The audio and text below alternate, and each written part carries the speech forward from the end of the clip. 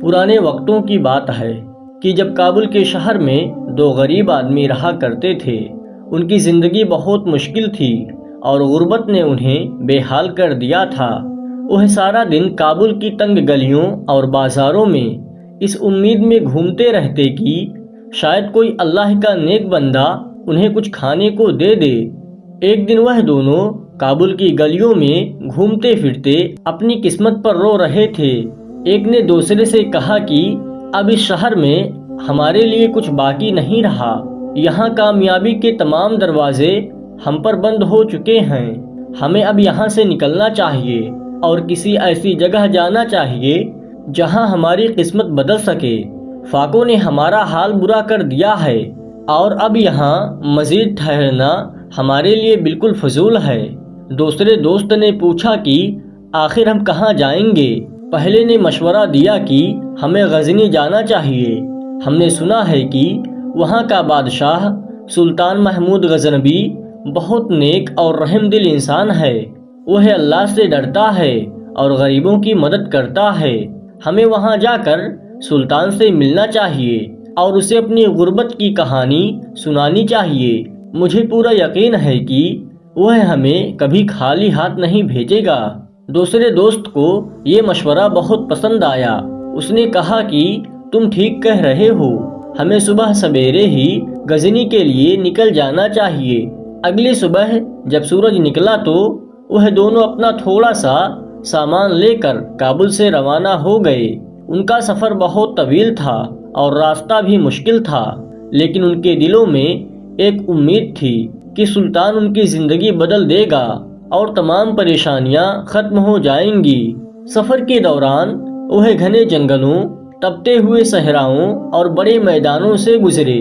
چلتے چلتے راستے میں ان کی ملاقات ایک تیسرے آدمی سے ہوئی جو ان کی طرح بظاہر غریب لگ رہا تھا، لیکن اس کے چہرے پر ایک عجیب سا سکون اور وقار تھا۔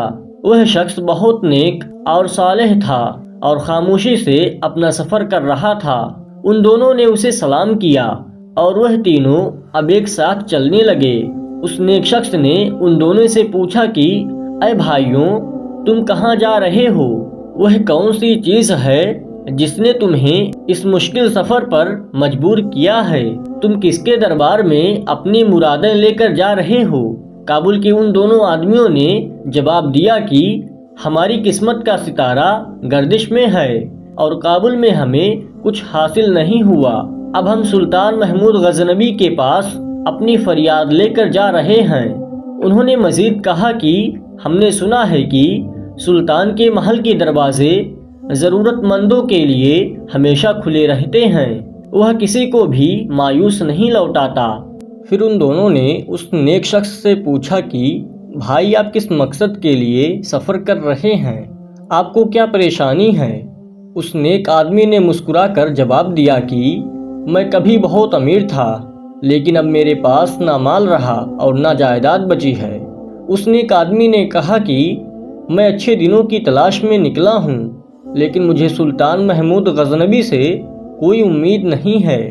میری تمام کی تمام امیدیں صرف اس اللہ سے وابستہ ہے جس کے در سے سلطان محمود غزنوی جیسے ہزاروں بادشاہ اپنے خزانے بھرتے ہیں۔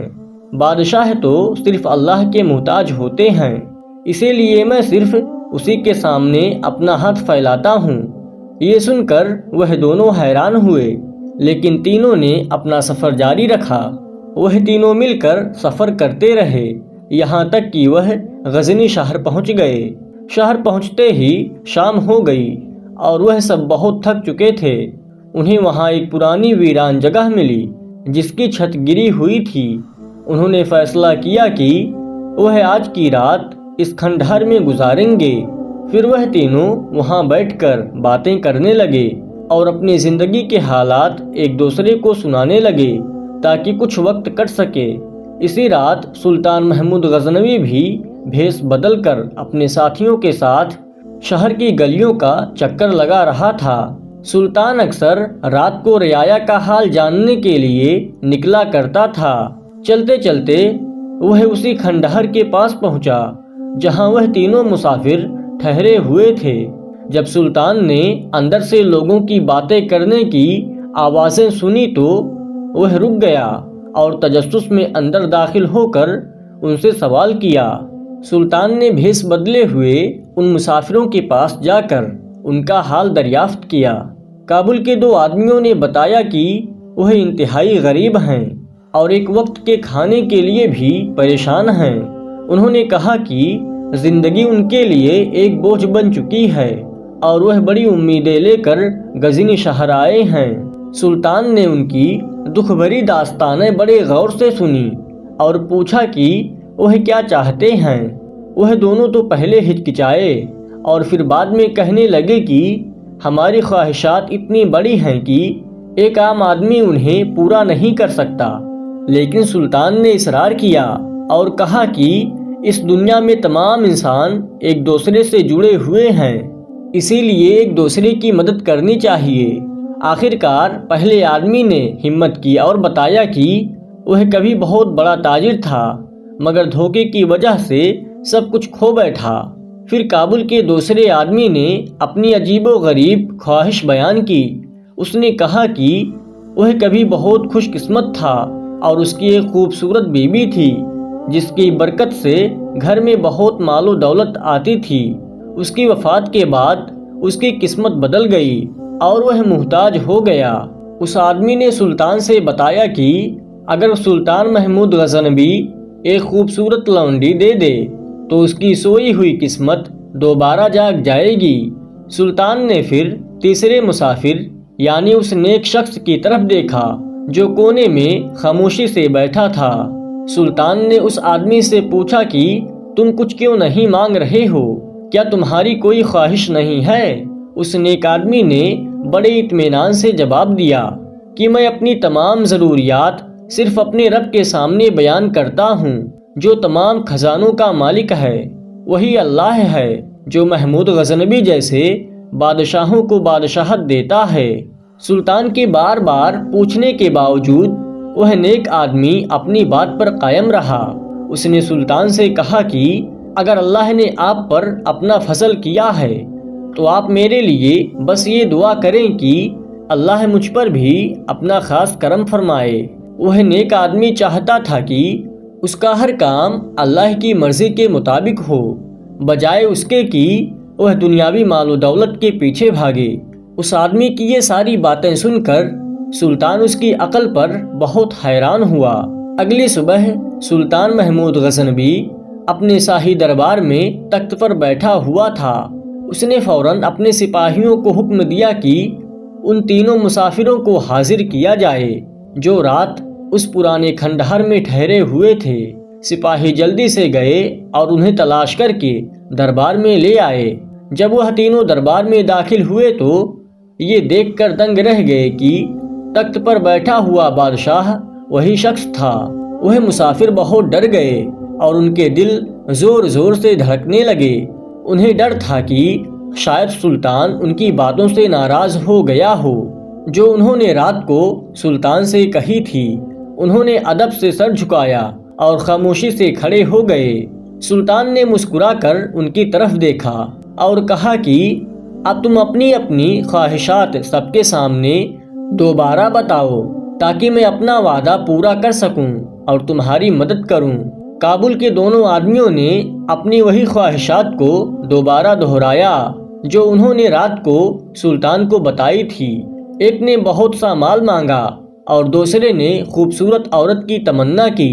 پھر سلطان نے اس اجنبی نیک شخص کی طرف دیکھ کر پوچھا کہ تمہاری کیا خواہش ہے؟ اس نے بڑی ہمت سے سلطان سے سوال کیا کہ اے سلطان محمود، اگر میں آپ سے آپ کی بادشاہت مانگ لوں تو کیا آپ مجھے وہ دے دیں گے؟ سلطان یہ سن کر حیران رہ گیا اور کہا کہ یہ کیسی خواہش ہے، میں بادشاہت نہیں دے سکتا۔ تم سونا مانگو یا بڑا گھر مانگو تو میں ضرور تمہیں دوں گا۔ لیکن اس اجنبی نے جواب دیا کہ آپ میری خواہش پوری کرنے کی طاقت نہیں رکھتے ہیں، میں صرف اسی سے مانگتا ہوں جو بادشاہوں کو تاج عطا کرتا ہے۔ اگر میرا رب دینے پر آ جائے تو کوئی نہیں روک سکتا، اس لیے میں کسی کے آگے ہاتھ نہیں پھیلاتا۔ سلطان نے محسوس کیا کہ وہ اس نیک شخص کو کچھ مانگنے پر مجبور نہیں کر سکتا۔ آخر کار سلطان نے کابل کے دونوں آدمیوں کے لیے شاہی حکم جاری کر دیا۔ اس نے کہا کہ جس نے عورت مانگی ہے اسے محل کی ایک خوبصورت لونڈی دی جائے، اور جس نے مال مانگا ہے اس کے لیے سونے کے سکوں سے بھرے 2 بھاری تھیلے تیار کیے جائیں۔ وہ دونوں بہت خوش ہوئے اور پھر سلطان نے انہیں واپس جانے کی اجازت دے دی۔ سلطان سے رخصت ہو کر تینوں مسافر اپنے طویل سفر پر دوبارہ روانہ ہو گئے۔ کابل کا وہ آدمی جس کے پاس سونے کے تھیلے تھے وہ دل میں بہت خوش تھا، لیکن سونے کے بھاری تھیلے اٹھانا اس کے لیے مشکل ہو رہا تھا۔ وہ سونا لے کر آگے چل رہا تھا اور دوسرا آدمی اس خوبصورت لونڈی کے ساتھ تھا، اور تیسرا نیک شخص خاموشی سے ان کے پیچھے چل رہا تھا اور اللہ کا شکر ادا کر رہا تھا۔ تھوڑی دیر چلنے کے بعد سونا اٹھانے والا آدمی بہت بری طرح تھک گیا، کیونکہ اس نے کبھی اتنا بوجھ نہیں اٹھایا تھا۔ اس کے پاؤں لڑکھڑانے لگے اور وہ مزید ایک قدم بھی چلنے کے قابل نہ رہا۔ اس نے اس نیک شخص کی طرف دیکھا اور بڑی عاجزی سے کہا کہ اے بھائی، یہ تھیلے بہت بھاری ہیں، کیا تم تھوڑی دیر کے لیے انہیں اٹھا سکتے ہو؟ نیک شخص نے فوراً اس کی مدد کرنا قبول کر لی۔ اس نیک آدمی نے سونے کے بھاری تھیلے اپنے کندھے پر رکھ لیے اور آرام سے چلنے لگا۔ اب سونے کا اصل مالک خالی ہاتھ چل رہا تھا اور خود کو بہت ہلکا محسوس کر رہا تھا۔ انہیں اس بات کا بالکل اندازہ نہیں تھا کہ پیچھے محل میں ان کے خلاف ایک بڑی سازش تیار ہو چکی ہے۔ وہ تو بس اپنی دھن میں منزل کی طرف بڑھ رہے تھے۔ دوسری طرف سلطان کے دربار میں ایک خوش آمدید وزیر سلطان کو اکسانے لگا۔ اس نے کہا کہ بادشاہ سلامت، اس اجنبی شخص نے آپ سے کچھ نہ مانگ کر آپ کی بڑی توہین کی ہے۔ اس نے آپ کو ایک عام فقیر کی طرح سمجھا ہے جو خود کسی کا محتاج ہو۔ ایسے گستاخ شخص کو موت کی سزا ملنی چاہیے تاکہ کوئی دوبارہ بادشاہ کی سخاوت کا انکار نہ کرے۔ سلطان اس وزیر کی باتوں میں آ کر سخت غصے میں آ گیا۔ سلطان نے فوراً اپنے ایک تجربہ کار جلاد کو بلایا اور اسے ایک بہت سخت حکم دیا۔ سلطان نے کہا کہ ان تینوں مسافروں کا پیچھا کرو، ان میں سے اس آدمی کو چھوڑ دینا جس کے ساتھ عورت ہے، اور اسے بھی چھوڑ دینا جس کے پاس سونے کے تھیلے ہیں، لیکن جو آدمی خالی ہاتھ چل رہا ہو اس کا سر قلم کر کے میرے پاس لے آؤ۔ جلاد فوراً اپنے تیز رفتار گھوڑے پر سوار ہوا اور جلد ہی ان تینوں مسافروں کے قریب پہنچ گیا۔ اس نے سلطان کے حکم کے مطابق دور سے ہی ان کا جائزہ لیا۔ اس نے دیکھا کہ ایک آدمی کے ساتھ عورت ہے اور ایک شخص نے سونے کے 2 بھاری تھیلے اٹھا رکھے ہیں، جبکہ تیسرا شخص بالکل خالی ہاتھ چل رہا تھا۔ جلاد نے سمجھا کہ یہی وہ آدمی ہے جس کا سر کاٹنے کا حکم اسے ملا ہے۔ قدرت کا کرنا ایسا ہوا کہ جو آدمی اس وقت خالی ہاتھ تھا وہ دراصل سونے کا اصل مالک تھا۔ اس نے بوجھ کی وجہ سے اپنے تھیلے اس نیک شخص کو تھوڑی دیر کے لیے دے دیے تھے۔ جلاد نے کچھ پوچھے بغیر اپنی تلوار نکالی اور ایک ہی وار میں اس خالی ہاتھ آدمی کا سر قلم کر دیا۔ یہ دیکھ کر کابل کا دوسرا آدمی خوف سے کانپنے لگا اور اس کو کچھ سمجھ نہ آیا کہ کیا ہوا ہے۔ جلاد مقتول کا کٹا ہوا سر لے کر سلطان کے پاس پہنچا۔ جب سلطان محمود غزنوی نے اس شخص کا چہرہ دیکھا تو وہ غصے سے چیخ اٹھا۔ اسے معلوم ہوا کہ یہ وہ نیک شخص نہیں بلکہ کابل کا وہی غریب آدمی ہے جس نے سونا مانگا تھا۔ سلطان نے جلاد کو ڈانٹا اور کہا کہ تم نے ایک بے گناہ کو مار دیا ہے، یہاں سے دور ہو جاؤ اس سے پہلے کہ میں تمہارا سر قلم کر دوں۔ سلطان نے سوچا کہ شاید سونا اٹھانے والا تھک گیا ہوگا اور اس نے اپنا مال اس اجنبی کو دے دیا ہوگا۔ اس نے دوسرے جلاد کو بلایا اور حکم دیا کہ اب تم جاؤ اور اس شخص کا سر کاٹ کر لاؤ جس کے پاس سونے کے تھیلے ہیں۔ وہ ہر حال میں اس نیک شخص کو سزا دینا چاہتا تھا جس نے اس کے سامنے ہاتھ نہیں پھیلایا تھا۔ ادھر راستے میں کابل کے دوسرے آدمی کے دل میں شدید لالچ پیدا ہو گیا۔ اس نے سوچا کہ میرا ساتھی تو مر چکا ہے، اب یہ سونا میرا ہونا چاہیے۔ اس نے نیک شخص سے کہا کہ یہ سونا دراصل میرا ہے، اب یہ مجھے واپس دے دو۔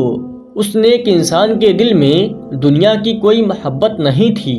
اس نے فوراً دونوں تھیلے اس کابل کے لالچی آدمی کے حوالے کر دیے اور وہ دوبارہ خالی ہاتھ ہو گیا۔ اور پھر جب دوسرا جلاد وہاں پہنچا تو اس نے دیکھا کہ کابل کے اس دوسرے آدمی نے سونے کے دونوں تھیلے پکڑ رکھے ہیں اور وہ عورت بھی اس کے ساتھ ہے۔ وہ نیک آدمی ایک بار پھر بالکل خالی ہاتھ چل رہا تھا۔ جلاد نے سلطان کے حکم کے مطابق اس آدمی کو قتل کر دیا جس کے پاس سونا تھا، اور اس کا سر لے کر دربار کی طرف روانہ ہو گیا تاکہ سلطان کو خوش کر سکے۔ سلطان نے جب دوسرے کابل والے کا سر دیکھا تو وہ حیران رہ گیا۔ اسے سمجھ آ گئی کہ اللہ کا فضل اس نیک اور صابر انسان کے لیے ایک مضبوط دیوار بن چکا ہے جسے دنیا کی کوئی طاقت نہیں گرا سکتی۔ سلطان کو اپنی غلطی کا شدت سے احساس ہوا اور اس کا سارا غرور مٹی میں مل گیا۔ وہ سمجھ گیا کہ جسے اللہ بچانا چاہے اسے زمین کی کوئی بھی طاقت مار نہیں سکتی۔ سلطان نے فوراً اپنے خاص سپاہیوں کو بھیجا اور حکم دیا کہ اس نیک بزرگ کو بڑی عزت و احترام کے ساتھ دربار میں واپس لایا جائے۔ اس نے کہا کہ ان کے ساتھ وہ لڑکی اور سونا بھی لایا جائے۔ سلطان اب اس نیک شخص سے ملنے کے لیے بے چین تھا، کیونکہ اسے معلوم ہو گیا تھا کہ یہ اللہ کا کوئی بہت ہی پیارا اور نیک بندہ ہے۔ جب وہ بزرگ دوبارہ دربار میں پہنچے تو سلطان تخت سے اٹھ کھڑا ہوا اور ان کا استقبال بڑے ادب سے کیا۔ سلطان نے مسکراتے ہوئے ان سے پوچھا کہ اے اللہ کے بندے، تمہارے ان دونوں ساتھیوں کے ساتھ کیا ہوا؟ وہ نیک آدمی بڑے سکون سے بولا کہ بادشاہ سلامت، آپ نے سونا مانگنے والے کو سونا دیا اور عورت مانگنے والے کو عورت دی، لیکن اس کے بدلے میں قدرت نے ان کی جانیں ہی لے لیں۔ نیک آدمی کی یہ بات سن کر سلطان کانپ اٹھا اور اس کی آنکھوں میں آنسو آ گئے۔ وہ اللہ کے خوف سے رونے لگا اور اس بزرگ سے معافی مانگنے لگا۔ سلطان نے پوچھا کہ اے نیک دل انسان، مجھے بتائیں کہ اب میں کیا کروں تاکہ اللہ مجھے اس گناہ سے معاف کر دے۔ مجھے ڈر ہے کہ کہیں اللہ کا عذاب مجھ پر نازل نہ ہو جائے اور میری بادشاہت ختم نہ ہو جائے۔ اس اللہ والے نے سلطان کو مشورہ دیا کہ سب سے پہلے سچے دل سے اللہ سے توبہ کریں اور اپنی تمام غلطیوں کی معافی مانگے۔ دوسری بات یہ کہ ان دونوں مرنے والے آدمیوں کے گھر والوں کو کابل میں بہت سا مال بھیجیں تاکہ وہ اپنی زندگی آرام سے گزار سکیں۔ سلطان نے فوراً ان باتوں پر عمل کیا اور کابل کے غریب خاندانوں کی بہت زیادہ مالی امداد کر کے انہیں خوش کر دیا۔ سلطان نے اس بزرگ آدمی سے منت کی کہ وہ کوئی ایک خواہش ضرور بتائے تاکہ سلطان کی تلافی ہو سکے۔